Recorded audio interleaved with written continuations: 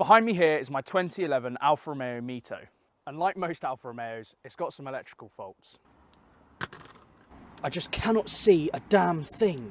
Now, as fellow Alfa Romeo owners, you know that sometimes all it takes is a good slap to get something working again. Today, I'm going to be upgrading the interior lighting using these, a dodgy ass LED kit that I found on Amazon.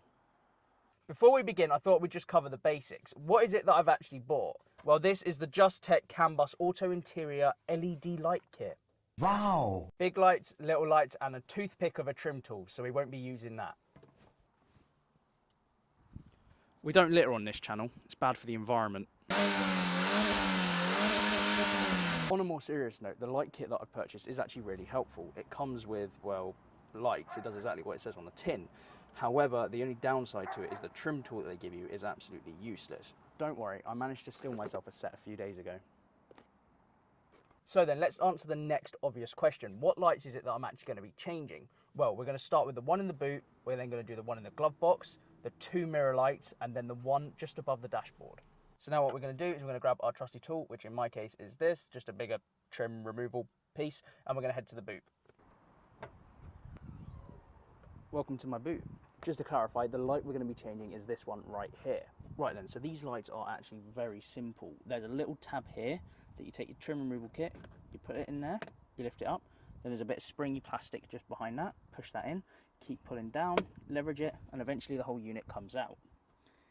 Obviously, pull the light out, and then you can see on the wire here, there's a little white tab just there underneath it. If you then push that in, this should then come out. Be careful, it can be hot, especially if the light's on. Ow, bastard! Okay, so once you've undone the electric bits, you'll have this little unit thing. If you just pop, like push in here by the bulb and then lift up, the bulb is then revealed. Just going to pull that out, like so. There's the bulb, there's the unit.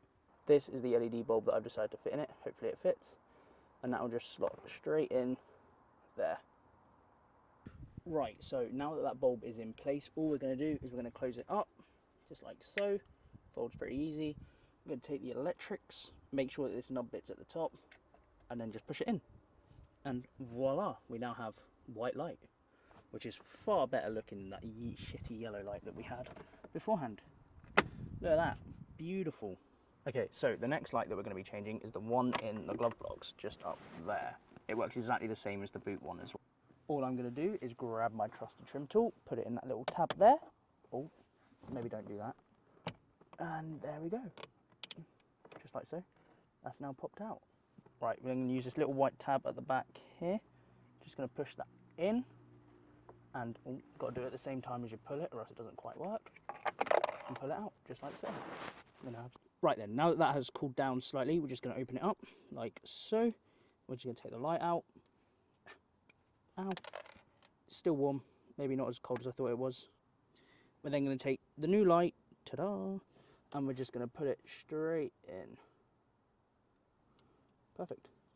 Then just going to close it up, plug it in up here, make sure it's all working, which it's not.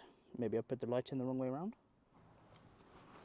Right then, just going to push that in gently, like so. Put it back up, plug it back in. And you can't really tell, but it has lit up. Ta-da! And then like before, just slide that straight back in, up there. And now we have a brand new glove box light. Yay. Okay, so now that the two little lights have been done, it's time to tackle the main unit up here. Okay, so before we start, just so people know, there are two metal tabs holding this in, one this side and one that side. What you essentially need to do is push them back, and then the whole unit will just drop forward. I'll show you the tabs, hold on. Okay, so I'm not sure how to show you guys. So, I've got the two tabs out. So as you can see, I've managed to push back both metal tabs. One's just there, like so, and the other one is just there. And then this should hopefully just, like so. There you go, better view. So, just to show you, I've now got the unit out. You've got the white tab there. You've got this black one here, and then this little one up here. Now, like the little lights, you're just going to push that little tab in there, and then these should pop out. This one has one as well. So I've managed to get the other two out. I've probably spent about 15 minutes trying to get this one out, and I can't, so I'm going to leave it in. Just be wary that you might pull the wire when you're doing it. In this white casing is the 2 old bulbs. We're going to pop this white casing off and then replace them with the new LED bulbs. Like that, just pop it. Like so, revealing the 2 bulbs. Each bulb has a metal tab. The metal tab is adjustable. That side isn't. So what you can do is you're just going to push the bulb down into the bottom of the metal tab, like so, and then, like that, it'll pop out. Just quickly, here's a comparison of the old bulb versus the new bulb. Obviously, I'm going to have to angle the LED light into the dome. So in order to put this in, I'm going to put one side against that hole there first before I put it on the metal tab side. So I've had a bit of a play around and I managed to get the new bulb in. However, you need to be aware that the bulb is just slightly bigger than the standard one, so it does bend the metal tab quite significantly. Both bulbs are now in and angled so that they are facing the dome. All we're going to do is close that, just like so. We're then going to plug this wire into this grey unit up here, and voila, both lights are now working. Straight back into place the same way it came out. Before tackling the sun visor lights, I thought I'd do a little bit of research. I found this on eBay. Now, from the angle in which that button is, I think the metal tab is going to be on the far side here.